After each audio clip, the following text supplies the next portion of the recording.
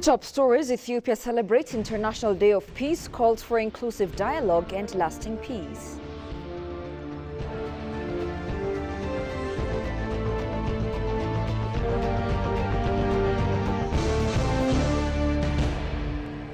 And a neighborhood in mourning, still shocked after the collapse of a 77-story building on Monday in Sierra Leone.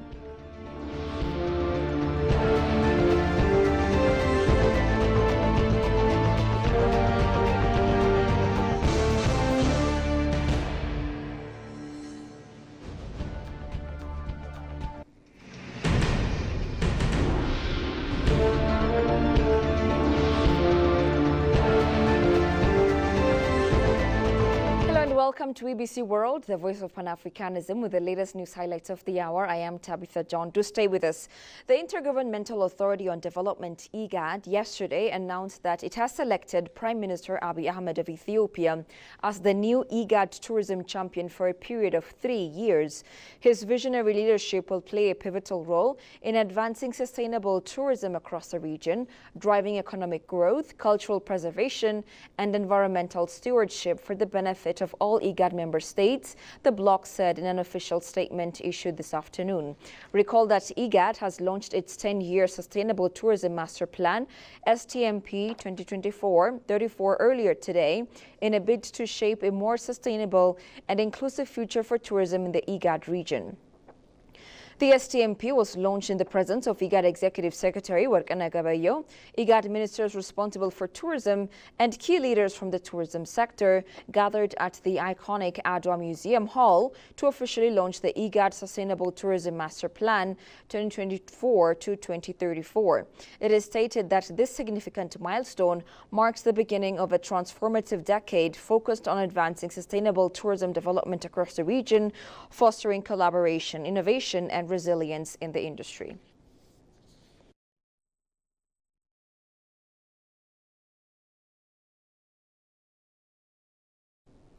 The Ethiopian Investment Commission, EIC, held a discussion with Beijing Municipal Bureau of Commerce to enhance FDI flow from Beijing, China, to Ethiopia to benefit both countries, the Commission confirmed.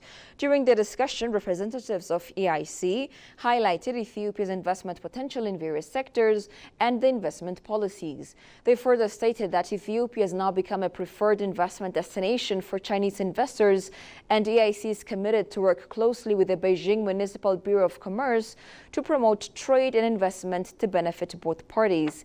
A business delegation led by Zhuang Jianrong, Foreign Economic and Trade Division of Beijing Municipal Bureau of Commerce Bureau Division Director, indicated that understanding Ethiopia's untapped investment potential, Chinese investors from Beijing are interested to invest in Ethiopia, especially in agricultural, technology and trade sectors. Meanwhile, Ethiopian officials and experts have praised China's support in building the capacity of Ethiopians, particularly the country's burgeoning youth. They made their remarks during the launch of a training program dubbed the Seagull Talent Nurturing Project this week, which aims to empower young Ethiopians through a systematic talent development framework. The officials and experts said China has been playing a crucial role in supporting vocational and skills development initiatives, knowledge and skills transfer, and capacity building for academic institutions in Ethiopia. Habtamu Mulugeta, Deputy Director General for Research and Community Services at Ethiopia's Federal Technical and Vocational Training Institute, said the institute has built a strong partnership with Chinese educational institutions and enterprises. The institute, formerly known as the Ethiopia-China Polytechnic College, has played a significant role in advancing Ethiopia's technical and vocational education and training TVET sector.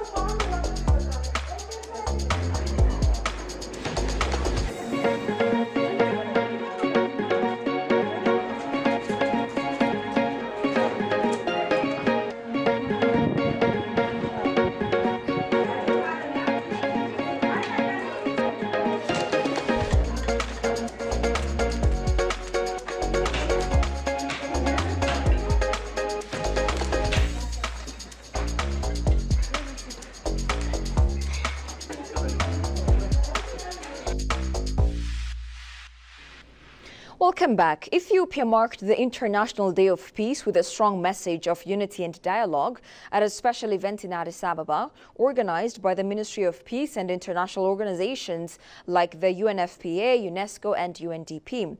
Held to commemorate the International Day of Peace observed annually on September 21st, the gathering brought together government officials, diplomats, civil society leaders and youth to discuss the theme, Cultivating a Culture of Peace. Johannes Fentahun has the following report.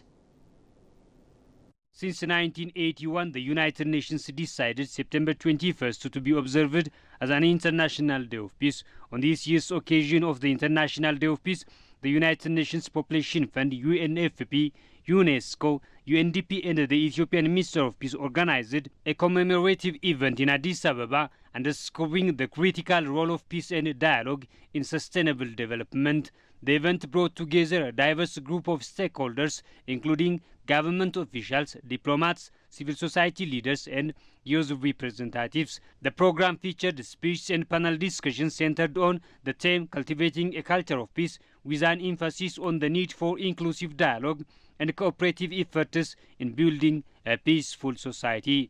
Here in Ethiopia, Samuel Doye, UNDP Resident Coordinator, speaking on behalf of the UN Resident and Humanitarian Coordinator in Ethiopia, highlighted the indispensable role of gender equality and women's empowerment in securing long-term peace. As we reflect on the pressing need for peace, we recognize that the country stands at a unique crossroads. Ethiopia, rich in history and diversity, is on a journey toward lasting and comprehensive peace. And this journey is not just a goal, but an ongoing commitment to cultivate a culture of peace, a culture that embodies justice, equality, and hope. In these challenging times, we must remember that peace is not merely the absence of conflict. It is a dynamic process that requires effort, commitment, and resilience. Ethiopia has embarked on this path to guarantee its vision of unity and prosperity.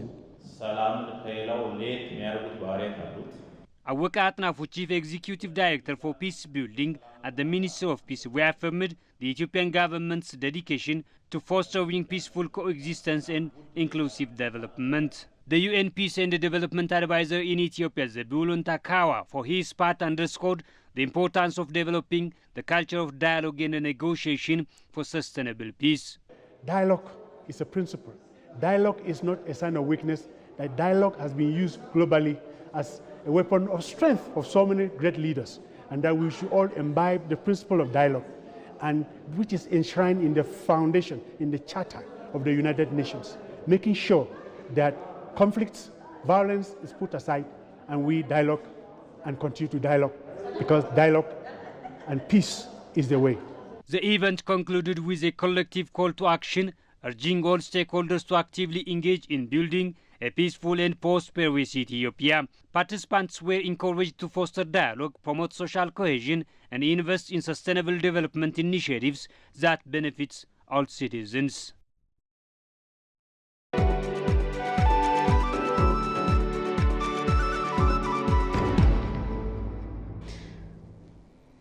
In business news, Ethiopian Airlines, the leading African carrier, today announced the addition of 3 new flights from Addis Ababa to Guangzhou, China.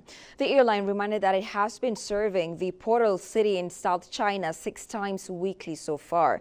The newly added flights will commence on September 27, 2024, further solidifying the airline's extensive network in China. Ethiopian Airlines confirmed. Currently, the airline operates regular flights to all 5 of its gateways in China, such as in Beijing, Shanghai, Guangzhou, Chengdu, and Hong Kong.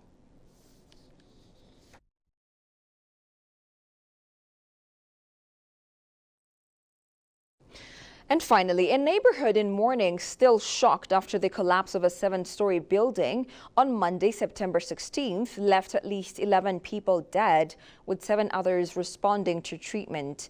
Sukainatu has come from a neighborhood community with hopes of getting news about her loved ones. Community stakeholders are calling for more food, shelter, and emotional support, among other things. The collapse is not an insulated ice incident. There have been several instances of building collapse in Freetown over the past few months. Experts say most buildings lack permits. According to Africa News, the Ministry of Works and Public Assets say they will implement strict measures to avoid future occurrences. As families continue to mourn their loved ones, community support grows, leaving memories in the minds of many with scars that need healing.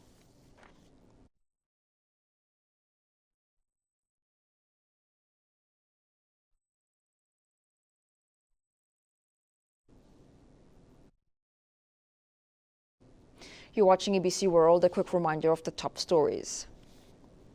Ethiopia celebrates International Day of Peace, calls for inclusive dialogue and lasting peace.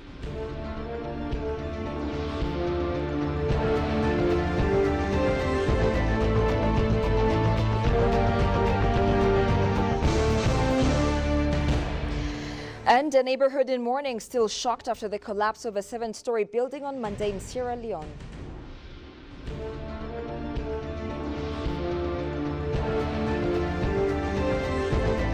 That's all we had for now. I'm Tabitha Germany. Thanks for watching. Goodbye for now.